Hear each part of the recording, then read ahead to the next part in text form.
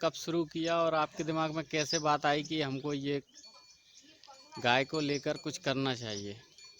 दरअसल क्या है कि मैं तो नाटकों से जुड़ा हुआ था और नाटक ही करना मेरा शौक़ भी था और नाटक के माध्यम से मैं लोगों तक अपनी बात, अपने जो भी हमारे देश में बदलाव लाना होता है उसको लेके पहुंचाते रहते थे।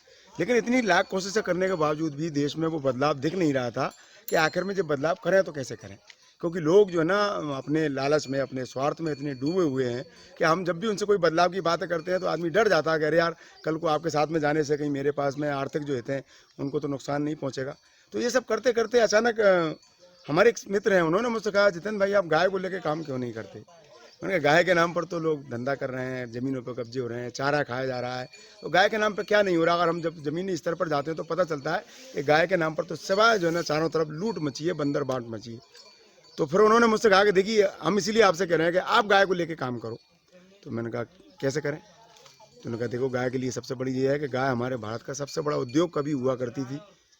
तो मैंने जब पता किया तो वाकई में भारत की अर्थव्यवस्था की रीढ़ कहीं ना कहीं गाय रही है, क्योंकि गाय से ही समृद्धि रही है, गाय से ही बैल होते थे, गाय के गोबर से, वो गौमूत्र से खाद वगैरह बनती थी, खेतों में डलती थी। लेकिन अंग्रेजों के आने के बाद में ये सारी चीज़ें जिस तरह से ख़त्म हुई, इसके बारे में हमें ज़्यादा जानकारी मिलती नहीं है। लेकिन जब राजीव दीक्षित जी को सुना तो उन्होंने भारत के पूरे इतिहास को उन्होंने खोल के रख दिया कि किस तरह से भारत सोने की चिड़िया था, किस तरह से भारत में दूध की नदियाँ बहती थी, कैसे भारत विश्वगुरु था, कैसे हिंदू मुस्लिम मिलकर रहते थे। ये बात था जो है ना राजीव भाई ने बताई। तो मुझे लगा कि अगर राजीव भाई के व्याख्यानों को अगर हम आधार बनाकर गाय के माध्यम से यदि कुछ काम करें तो शायद रास्ता निकल सकता है। तो आइए देखते हैं आपने और क्या क्या लगा रखा है। यहाँ पर हमारे धूप बत्ती बनाने की मशीन है। ये यहाँ पर हमारी धूप बत्ती का और ये गाय को लेकर काम देखकर हमारी मदद करने के लिए आ जाते हैं। हम इनको कोई पेमेंट नहीं करते हैं, कोई पैसे वैसे नहीं देते हैं, क्योंकि हमारा काम ना तो पैसे को लेकर हम लोग काम कर रहे हैं और ना ही पैसे को आधार बनाकर हम जो है ना कोई इस तरह से इसको आगे बढ़ाने जा रहे हैं। ये हमारा सिर्फ एक देश में सामूहिक भाईचारा किस तरह से बन सकता है, किस तरह से हम मिलजुल कर रह सकते हैं, उसका एक माध्यम बनाया हमने गाय को, क्योंकि गाय ही सबसे ज़्यादा इस वर्तमान में माँ कही जाने वाला एक प्राणी रहा है, जिसको हम लोगों ने या इसको मानने वाले लोगों ने घर से बाहर फेंक रखा है। और वही लोग दूसरों पर इल्ज़ाम लगाते हैं कि वो गाय को काटते हैं, मारते हैं। तो गाय को काटने मारने वाले अपना काम करते हैं, उनको जो भी काम करना है, लेकिन बात उनकी नहीं है। आप तो माँ मानते हो ना, तो जो लोग माँ मानते हैं वो अपनी माँ को घर के बाहर बाहर कैसे भेज सकते हैं, कैसे उसके घर से बाहर कर सकते हैं? ये सोचने वाली बात है। तो हमें लगा कि इस पर शिकवे शिकायतों से कुछ नहीं होगा, कुछ गाय के लिए काम करना पड़ेगा। तो गाय के लिए काम करने का सबसे अच्छा तरीका ये आया कि उसको उपयोगी बना लिया जाए वापस फिर से।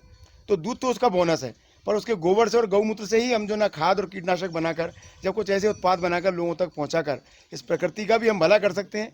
और हमारे जो पूरा का पूरा जो नुकसान अभी हो रहा है प्रकृति का, जिस तरह से हम पेस्टिसाइड खा रहे हैं, जिस तरह से केमिकलों का, रसायनों का उपयोग हो रहा है, उसको भी ख़त्म कर सकते हैं गाय के गोबर से खाद बनाकर। तो हमने कहा चलिए इसको कुछ उत्पाद बनाते हैं। तो हमने पहला उत्पाद बनाया है हमारा ये धूप बत्ती का है। इसके बाद हमारे अगले चरण में धूप बत्ती के बाद में हम गोबर और मिट्टी से गमले बनाएंगे, फिर हम दिए भी बनाएंगे, फिर गाय के गोबर से जो खाद बनती है जो घर घर तक पहुंचाने की भी कोशिश करेंगे। ये बताइए ये मशीन कैसे काम करती है? देखो अभी अपन वैसे तो ये मिनी फ्लोर मिल है और मिनी आटा चक्की है, इसमें सारे काम होते हैं। इसमें अपन मसाला भी पीस सकते हैं। पर्पज हमारा केवल क्योंकि हम जो है अपन धूप बत्तियाँ बना रहे हैं, तो गाय को लेके जो हमने अभियान शुरू किया उस पर हम काम कर रहे हैं। तो हमारा मेन मकसद था इसमें जड़ी बूटियाँ और गोबर पीसने का, कि सुखाने के बाद जो हमारा गोबर रखा हुआ है सूखा, अब इसके बाद हमने बस थोड़ा सा टाइम जरूर लगता है इसमें कि इसमें एक एक थोड़ा थोड़ा डाल के जो है, लेकिन अभी अपने स्टार्टिंग लेवल था तो वहाँ से शुरू किया। इसमें मेन पर्पस था हमारा कि यहाँ पे जड़ी बूटियाँ पीसना और गोबर पीसना। जैसे ये जड़ी बूटियाँ है हमारी, अभी इसको हम पीसेंगे तो यहाँ पर ये बिल्कुल बारीक से बारीक जितना हमें चाहिए, इसलिए मैंने छोटा मंगाया था। ये हमारी सुगंध के लिए जड़ी बूटियाँ है जिसका नाम नागर मोथा है। तो इसको हम मिला रहे हैं अपनी में।